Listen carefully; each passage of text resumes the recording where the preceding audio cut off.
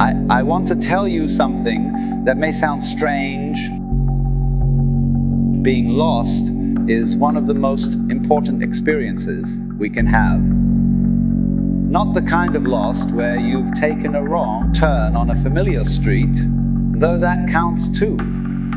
But the deeper kind of lost, the kind where you're not quite sure who you are anymore, or what you're meant to be doing with your life, or how the world became so complex so quickly.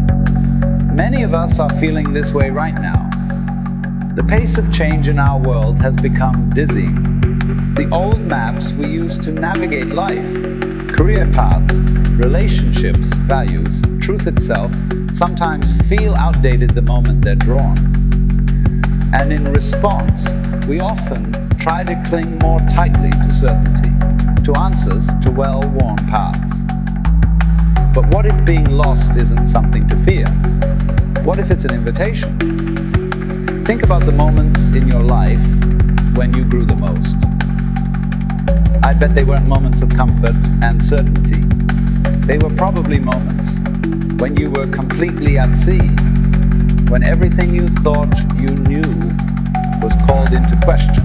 Because it's in those moments of lostness that we're forced to really look around us, to pay attention, to think deeply about where we want to go.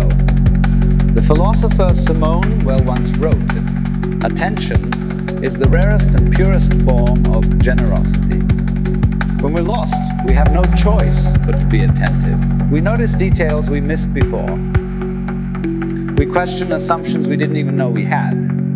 We become beginners again, and there is tremendous power in that. But here's the crucial part.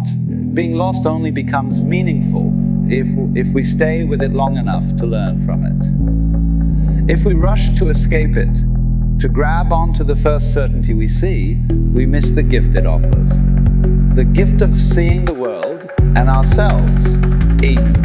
I'm not suggesting we should seek to be lost, or that we should romanticize confusion and difficulty.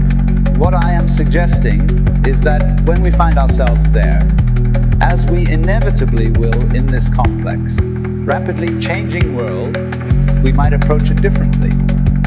Instead of seeing it as a failure or a problem to be solved, we might see it as an opening, because being lost isn't the opposite of being found. It's often the necessary prelude to finding something deeper, truer, more meaningful than what we had before. Every great discovery, every profound innovation, every personal transformation began with someone being willing to be lost, to not know, to venture into uncertainty. The poet Rainer Maria Rilke advised a young writer to live the questions. Not to seek answers prematurely, but to live the questions themselves. Perhaps, he wrote, you will gradually, without noticing it, live along some distant day into the answer. This is what I wish for all of us, not the false comfort of premature certainty, but the courage to live the questions, to stay with the discomfort of not knowing long enough to learn what it has to teach us, to be generous with our attention, with ourselves, and with each other as we navigate this complex world together. Because ultimately, meaning isn't something we find like a hidden treasure. It's something we create moment by moment through how we choose to engage with our lostness, our uncertainty, and each other. And this brings me to an important point. The art of being lost is not a solitary endeavor. It's something we do in community, even when we feel most alone.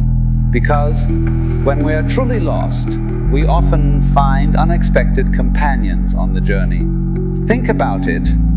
When you're certain about everything, when you have all the answers, you don't really need anyone else. But when you're lost, when you're questioning, you become open to others in a new way. You start to listen more deeply, to seek out different perspectives. to value the wisdom of those who've walked different paths. This is why I believe that our current state of collective lostness, as disorienting and sometimes frightening as it can be, also holds the seeds of something profoundly important. It's an opportunity for us to come together, not in false unity or forced agreement, but in shared exploration. Imagine if we could approach our biggest challenges, climate change, inequality, the impact of new technologies, not as problems to be solved by those who claim to have all the answers, but as complex territories to be explored together. What if we could bring the humility, the curiosity, the attentiveness of being lost to these big questions?